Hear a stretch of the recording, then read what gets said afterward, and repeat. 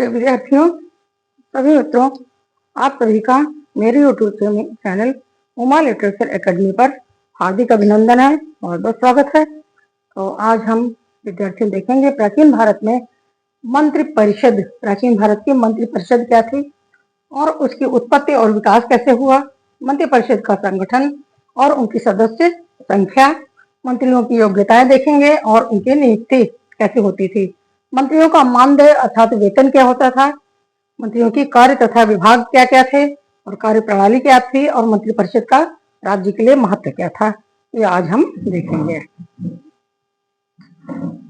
तो छात्रों, मंत्रिपरिषद हम जानते हैं, मंत्रिमंडल को ही मंत्रिपरिषद कहते हैं और प्राचीन भारतीय जो प्रशासनिक तंत्र की मंत्रिपरिषद थी उसके अर्थों को थोड़ा देख लेते हैं। तथा मंत्रिमंडल एक अभिन्न अंग के रूप में दिखाई पड़ता है रही है। ऐतिहासिक मतलब अर्थात बिना मंत्री के कहा गया है कि कहा सहत्तम राजत्वम चक्रमिकम न वर्तते, कि बिना, जैसे एक पहिए से गाड़ी नहीं चल सकती वैसे ही बिना मंत्रियों के राजा राज्य अकेला नहीं कर सकता। तो ऐतिहासिक विवरणों से ज्ञातव्य है कि राजा मंत्रिपरिषद का निर्माण अपने कार्यों में सहयोग करने के लिए करता था, तभी, नहीं तो राजा अकेला राज्य कैसे चला सकता है।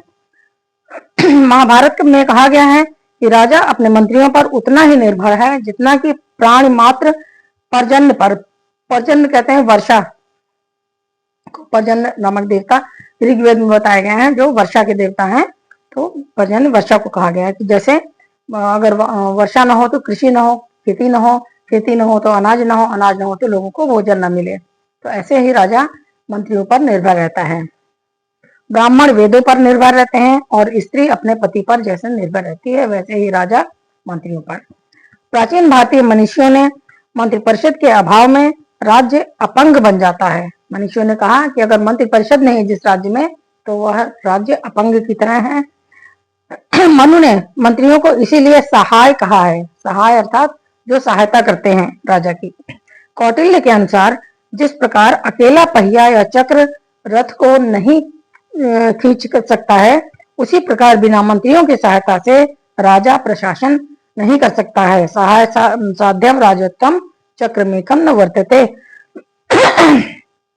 महाभारत के अनुसार मंत्रियों की मंत्रणा ही राज्य की वृद्धि का कारण होती है, अर्थात मंत्री जैसी सलाह देते हैं राजा उसी प्रकार उन्नति करता है। और मंत्रिणाम मंत्र मूलम ही राज्य राष्ट्रीय विवर्धते। मंत्रि परिषद की उत्पत्ति और विकास देख लेते हैं। मंत्री परिषद शब्द मंत्रधन परिषद से मिलकर बना है। मंत्री अमात्य या सचिव को कहा जाता है। मंत्री के पर्यायवाची शब्द हैं ये, अमात्य और सचिव भी कहते हैं, जबकि मंत्रि परिषद उनके एकत्रित होने वाले सभागार या स्थल का पर्याय है। इस प्रकार मंत्रि परिषद एक ऐसे संगठन का सूचक है जिसमें दायित्वपूर्ण व्यक्तियों की सदस्यता निहित होती है, अर्थात ऐसे सदस्य वहां पर आते हैं जो मंत्रियों के रूप में होते हैं और जो दायित्वपूर्ण कार्यों को करते हैं। वैदिक युग में राजकृतः राजानः की सहायता से राजा शासन का कार्य का संपादन किया करता था।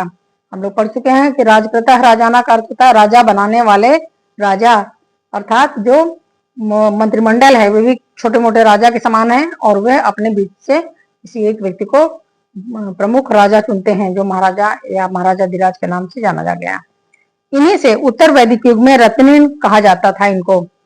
और आपने सुना होगा कि अकबर के दरबार में 9 रत्न हुआ करते थे। तो ऐसे ही रत्नीन शब्द हमको मिलता है वैदिक संहिताओं से कि ये रत्न कहे जाते थे, अर्थात इतने महत्वपूर्ण होते थे ये सदस्य, इन्हें रत्नीन की संज्ञा दी गई है। राजकृतः और रत्नीन जैसे वैदिक उच्च पदाधिकारियों का वर्णन करते हुए डॉक्टर के.पी. जायसवाल का कहना है कि हिंदू मंत्रिपरिषद एक अवयव था जो प्राचीन वैदिक युगीन राष्ट्रीय सभा से शाखा स्वरूप होकर पृथक हो गई थी। राजकृता ऐसे लोगों का समूह था जो राजा को सिंहासन पर बैठाते थे, अर्थात यह एक महत्वपूर्ण परिषद के रूप में रही होगी। उत्तर वैदिक युग में उच्च पदाधिकारियों के नाम पुरोहित, सेनानी, सूत, ग्रामणी, संग्रहिता, भावदृक, छत्ता, अक्षवाप, पालागल आदि मिलते हैं। साथ में महिषी, और आदि भी के भी नाम मिलते हैं, युवराज आदि के नाम भी मिलते हैं। डॉक्टर अंतेकर के मतानुसार वैदिक काल की रत्नीन परिषद में पटरानी, युवराज, राजन्य आदि जनता के संबंधी, अक्षवाक, छत्ता आदि दरबारी तथा सेनानी, सूत संग्रहिता और रथकार आदि प्रमुख अधिकारी शामिल थे। प्रतीत होता है कि वैदिक कालीन अत्यंत शक्तिशाली संस्था समिति के सदस्यों से ही रत्निन चयनित होते थे। हम प्राचीन कालीन संस्था समिति, विदत समिति और सभा को पढ़ चुके हैं। ठीक है, तो इन्हीं में से रत्निन चुने जाते थे। वैदिक युग में रत्नियों का संवैधानिक महत्व था। शतपथ ब्राह्मण, तैत्रीय ब्राह्मण तथा तैत्रीय संहिता के अनुसार राजा अपने अभिषेक के समय रत्नियों के घर जाकर रत्न हवि प्रदान करता था, अर्थात उनके घर पर जाकर उनको उपहार देता था ताकि वो उनसे प्रसन्न रहें और उनका चुनाव करें, उसका चुनाव करें। इस संदर्भ में उन्हें राजकृतः राजानः कहा गया है, राजा बनाने वाले राजा। राज्याभिषेक की वैधानिकता स्थापित करने के लिए इसकी स्वीकृति आवश्यक थी। शनैः शनैः राज्य संस्था का स्वरूप विस्तृत होता गया धीरे धीरे। अस्तु राजा के सहायतार्थ मंत्रियों की आवश्यकता हुई। रत्निन जैसा परिषद का ह्रास हो गया और इसका स्थान मंत्री परिषद अथवा मंत्रिमंडल ने ले लिया। जो वैदिक कालीन रत्निन थे, अब उनको आगे के युगों में चलकर उन्हें मंत्रिमंडल या मंत्रिपरिषद कहा जाने लगा। जैसे विकसित संगठन, और ये एक बहुत विकसित संगठन हो गया था। कौटिल्य अर्थशास्त्र में मंत्रिपरिषद को परिषद तथा जातकों, महावंश एवं अशोक के अभिलेखों में परिषा कहा गया है। अभिलेखों और साहित्य में भी मौर्यों और शुंगों की परिषद का वर्णन है। शक राजा रुद्रदामन एक परिषद की सहायता से राज्य करता था, जिसे मत सचिव, परामर्शदाता और कर्म सचिव शासन विभागों के अध्यक्ष सदस्य होते थे कहते थे और उनके सदस्य होते थे। गुप्त अभिलेखों में मंत्रियों का उल्लेख निरंतर हुआ है। अंतिम मौखरी नरेश ग्रह वर्मा की अचानक मृत्यु के समय वह निसंतान था, अतः मंत्रियों ने ही हर्षवर्धन को राजसत्ता प्रदान की थी। ग्रह वर्मा की जो मंत्रिपरिषद थी, उसी ने ये निर्णय लिया कि हमें अब हर्षवर्धन को सत्ता सौंप देना चाहिए ताकि हमारे राज्य की रक्षा हो सके। मध्ययुगीन शासन तंत्र में भी मंत्रिमंडल जो परिषद थी एक अविच्छेद अंग था। विशाखदत्त विरचित जो पुस्तक है मुद्रा राक्षस, इससे ज्ञात होता है कि जब राजा और मंत्री दोनों ही बहुत शक्तिशाली होते थे, तब राजत्व की देवी उनमें से किसी एक को छोड़कर चली जाती है। अर्थात राजा और मंत्री दोनों को बराबर शक्तिशाली नहीं होना चाहिए, राजा के अधीन होना चाहिए मंत्रियों को, मगर मंत्रियों की सहायता से राजा को राज्य करना चाहिए। परमार राजा यशोवर्मा के लेख में उनके महाप्रधान अर्थात प्रधानमंत्री पुरुषोत्तम देव का उल्लेख आया है। नाडौल के चहमान राजाओं के दान लेखों में महामात्य के नाम का उल्लेख है। इन्हें महामात्य भी कहते थे प्रधानमंत्री को। चंदेल अभिलेखों में अनेक मंत्रियों के वंशजों का उल्लेख है। अतः मंत्रिपरिषद का भारतीय सुप्रशासन के लिए महत्वपूर्ण क्रिया विधान रहा है सदैव से ही। अब इनका संगठन और इनके सदस्य संख्या देख लेते हैं मंत्रिपरिषद की।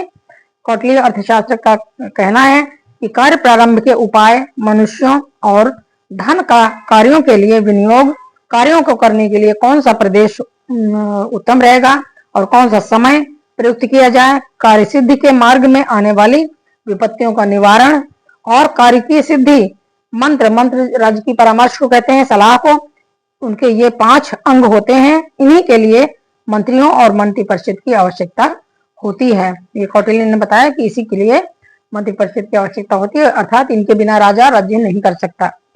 मनुस्मृति के अनुसार मंत्रिपरिषद में 12 मंत्री होने चाहिए। बारहस्पत्य संप्रदाय के अनुसार इनकी संख्या 16, औशनस संप्रदाय कहता है कि इनकी संख्या 20 होनी चाहिए। महाभारत में एक स्थल पर इनकी संख्या 8 बताई गई है। हम जानते हैं कि शिवाजी की अष्टप्रधान परिषद हुआ करती थी आधुनिक काल मध्यकाल में। अष्टानाम, ये देखिए, मंत्रिणाम मध्ये मंत्रम राज्योपधारते महाभारत में कहा गया है, जबकि अन्यत्र 40 सचिवों की परिषद बताई गई है। इसमें ब्राह्मण 4, क्षत्रिय 8, वैश्य 21 और शूद्र 6 और सूत 1 थे। अर्थात हर वर्ण से मंत्रिमंडल में सदस्य होते थे, परंतु वास्तविक परिषद में केवल 8 ही मंत्री थे। जो उच्च कोटि की जो राज्यसभा होती थी उसमें केवल 8 होते थे। कौटिल्य का व मनु का कथन है कि प्रत्येक राज्य की आवश्यकता अनुसार उनके मंत्रियों की संख्या निर्धारित की जाती थी। जैसी सामर्थ्य यथा सामर्थ्यम इति कौटिल्य, जैसी सामर्थ्य हो वैसे मंत्री रखने चाहिए। मंत्री राजा के लिए चक्षु के समान होते थे, अर्थात राजा के नेत्र मंत्री ही होते थे। इंद्र की परिषद में 1000 ऋषि थे, अतः उसे सहस्राक्ष कहा जाता था। शुक्र नीति में मंत्रियों की उचित संख्या 10 बताई गई है। एक नीति वाक्य अमृत में इनकी संख्या 3, 5 या 7 बताई गई है। प्रतीत होता है कि उपयुक्त मंत्रियों की सदस्य संख्या में विभिन्नता लघु एवं बृहद राज्यों को दृष्टिगत रखते हुए निर्वहन करते हुए हुआ होगा। अष्ट प्रधानमंत्रियों की परंपरा का निर्वहन करते हुए शिवाजी ने भी 8 मंत्रियों की परिषद निर्मित की थी। डॉक्टर अल्टेकर का कहना है कि संभवतः 3 या 4 मंत्री मंत्रिमंडल के वयोवृद्ध विशेष अनुभवी वरिष्ठ सभासद रहे हों, जो अंतस्थ मंत्रिमंडल के सदस्य थे और राजा इनसे विशेष परामर्श करता रहा होगा। इस संबंध में पीवी गाड़े का भी विचार आया है। उनका कहना है कि सर्वप्रथम 3 या 4 मंत्रियों का एक छोटा मंत्रिमंडल होता था, दूसरा आवश्यकता अनुसार 8 या अधिक लोगों की मंत्रिपरिषद थी और तीसरा अमात्यों या सचिवों की एक बड़ी संख्या हुआ करती थी। अब मंत्रियों की योग्यताएं और उनकी नियुक्ति देख लेते हैं। भारतीय परंपरा के अंतर्गत संस्कार का विशेष स्थान है। मनुष्य की विचारधारा पर परिवार के संस्कार की एक विशेष स्पष्ट छाप तथा षडनाम वैज्ञानिक सिद्धांत के प्रतिकूल नहीं है। इसलिए प्राचीन भारत में मंत्रियों की नियुक्ति में इस सिद्धांत को विशेष महत्व प्राप्त था। मनु, याज्ञवल्क्य व कौटिल्य अर्थशास्त्र के अनुसार मंत्रिपरिषद के सदस्य अच्छे कुल में उत्पन्न होने चाहिए, व्यक्ति ही होने चाहिए, परंतु केवल कुली से ही व्यक्ति योग्य नहीं होता था, अतः उसे शूरवीर तथा मंत्रियों की नियुक्ति में कुल, गुण, शील आदि का भी होना निर्देशित है। वाल्मीकि रामायण, महाभारत तथा अर्थशास्त्र में इसी सिद्धांत को मान्यता प्रदान की गई है। प्रायः सभी राज्य शास्त्र प्रणेताओं ने मंत्रियों के लिए निश्चित आयु का विधान किया है। रामायण तथा महाभारत में मंत्रियों का वयोवृद्ध होना निश्चित है, अर्थात कुछ अधिक आयु के हो चुके हों तभी वो मंत्री उच्च कोटि के मंत्री पद पर जा सकते हैं, क्योंकि उसमें अनुभव शामिल होता है। याज्ञवल्क्य चारित्र की योग्यता को ही दृष्टि में रखकर पवित्र या शुद्ध मंत्रियों की नियुक्ति करने का आदेश राजा को देते हैं। कौटिल्य का कहना है कि मंत्री स्वदेशी हो, कुलीन हो, बुद्धिमान हो, वाक्पटु हो, उत्साही, प्रभावशाली, दृढ़, राज भवनशील, बलयुक्त, आरोग्ययुक्त, धैर्यवान, निराभिमानी, सौम्य, पवित्र हृदय, कष्ट सहिष्णु, धार्मिक, लोभ रहित, संयमी तथा निर्भीक होने चाहिए। उसने मंत्रिपरिषद पद पर नियुक्त करने से पूर्व उनके लिए चार परीक्षाओं का प्रावधान भी किया है, जिन्हें उपधा कहा गया है। ये हैं धर्मोपधा, अर्थोपधा, कामोपधा और भयोपधा।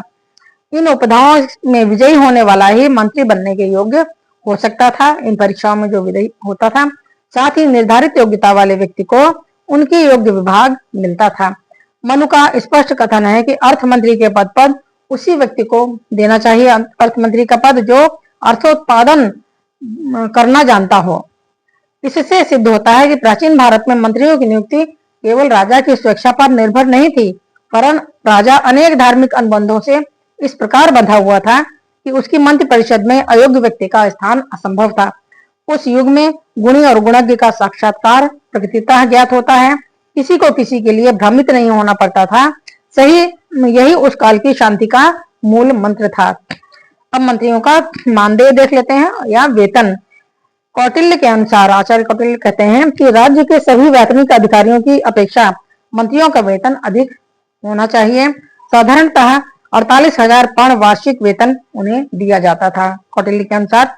अब मंत्रियों के कार्य और विभाग देख लेते हैं, तो इसमें हमको शुक्र नीति से बड़ी अच्छी सूचना मिलती है। शुक्र नीति में मंत्रिपरिषद का विभागीय विभाजन सुंदरतम ढंग से प्राप्त होता है। साथ ही मंत्रियों के कार्य क्षेत्र में शासन का पूरा क्षेत्र आ जाता था।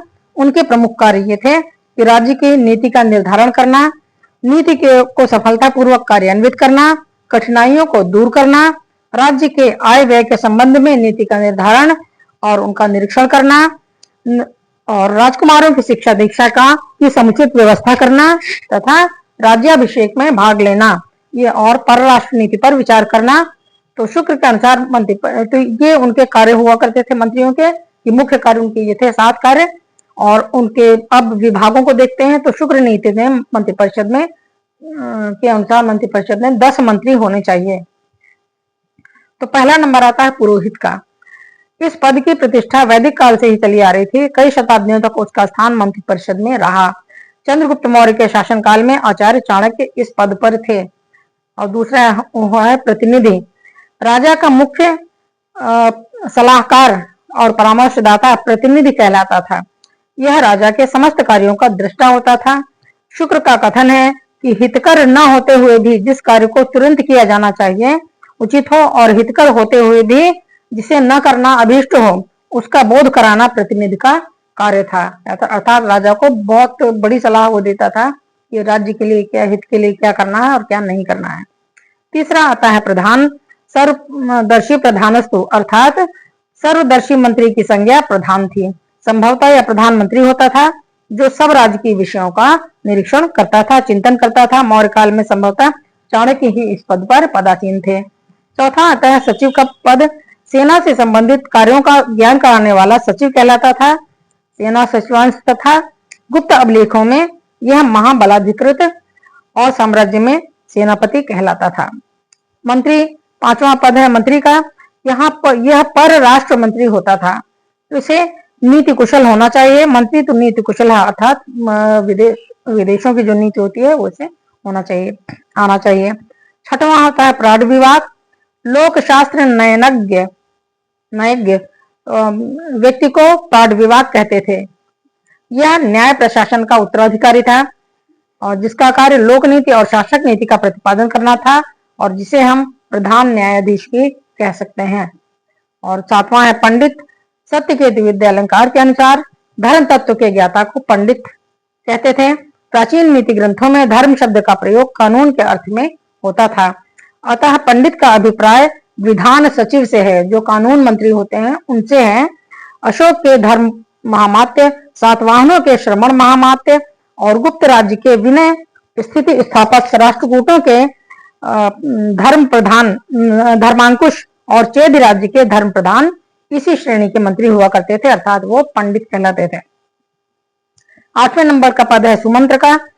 आय व्यय का अधिकारी सुमंत्र कहलाता था, जिसे अर्थ सचिव कहा जा सकता है, आजकल वित्त मंत्री कहते हैं। वैदिक काल में इसे संग्रहिता, कौटिल्य ने समाहर्ता तथा उत्कीर्ण लेखों में उसे भंडागारिक कहा गया है। और 9वां पद है अमात्य का। देश व काल के अनुसार कर्तव्य बोध कराने वाला सचिव अमात्य कहलाता था। यह राज्य के नगरों, ग्रामों तथा जंगलों और उनसे होने वाली आय का विवरण रखने वाला अमात्य कहलाता था। कृषि योग्य और प्रति भूमि तथा खानों की अनुमानित आय का ब्यौरा भी इसी के पास रहता था। अंतिम है दूत का पद, जो बहुत महत्वपूर्ण है। दूत का कार्य आधुनिक विदेश मंत्री या राजदूत की भांति होता था। दूत के लिए आवश्यक है कि वह षड्गुण्य नीति के प्रयोग में कुशल हो, क्योंकि अंतरराज्यीय संबंध दूत पर ही निर्भर करते हैं। षड्गुण्य नीति क्या है? साम, दाम, दंड और भेद, ये 4 उपाय होते हैं। और आसन यान, आक्रमण करना और बैठ जाना, अभियान करना और बैठ जाना, और ये आपके 6 प्रकार के गुण होते हैं, जो हम आपको कभी बाद में विस्तृत रूप से बता देंगे। मंत्रिपरिषद संधि विग्रह भी आता है, जिसमें संधि विग्रह, आसन यान आदि आते हैं। मंत्रिपरिषद की कार्य प्रणाली देख लेते हैं। मंत्रिपरिषद का सुचारू रूप से क्रियान्वयन आदर्श राज्य का द्योतक माना जाता था। सामान्यतः मंत्रियों की बैठक राजा की अध्यक्षता में होती थी। राजा मंत्रियों से व्यक्तिगत तथा सामूहिक दोनों ही रूपों में मंत्रणा करते थे। मनु का कहना है कि राजा को अपने दैनिक कृत्य करने के बाद सभा भवन में प्रवेश करना चाहिए। तत्पश्चात दर्शनार्थ आई हुई प्रजा को दर्शन देना चाहिए। भाषण आदि से अभिनंदन करने के पश्चात उसको विदा करना चाहिए, जनता को विदा करना चाहिए। तब अपने मंत्रियों के साथ संधि और विग्रह आदि विभिन्न राजनीतिक विषयों का अनुशीलन करना चाहिए।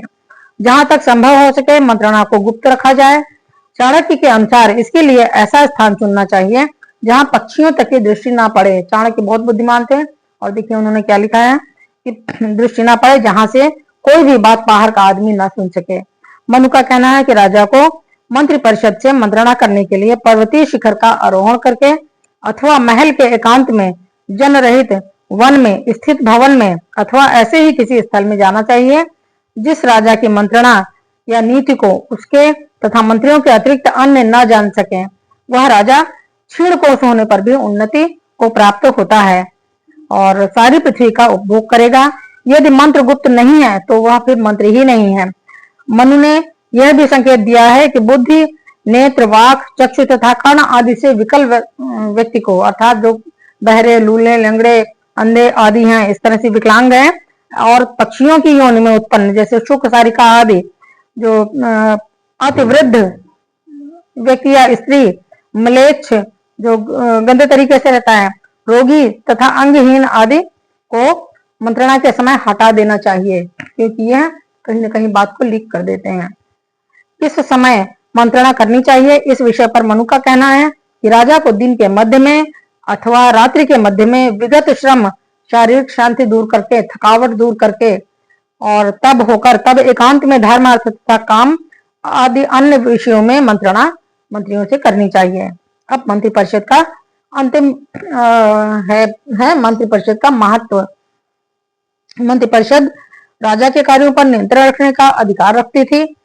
दिव्यावदान की कथा से पता चलता है कि अमात्य राधागुप्त ने युवराज की सहायता से सम्राट अशोक को इस बात से रोक दिया था कि वह राज्य कोष से बौद्ध विहार के लिए दान दे सके।